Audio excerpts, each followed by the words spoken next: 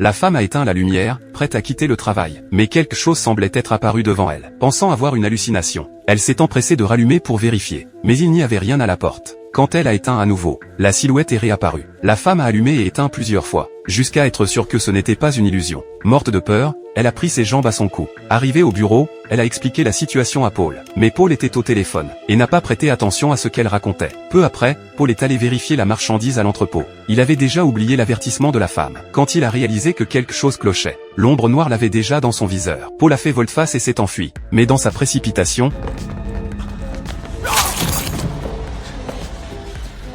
il a trébuché. Une douleur fulgurante lui a traversé la jambe. Quand il s'est relevé tant bien que mal, sa jambe était couverte de morsures. C'est là que Paul a enfin vu distinctement le monstre. Il a reculé, terrifié. Mais le monstre ne l'a pas suivi. Paul a alors compris que le monstre n'osait rester que dans l'ombre et craignait la lumière. Voyant cela, Paul a foncé vers le bureau, allumé toutes les lumières, puis s'est armé d'une batte de baseball. Mais les lumières se sont éteintes une à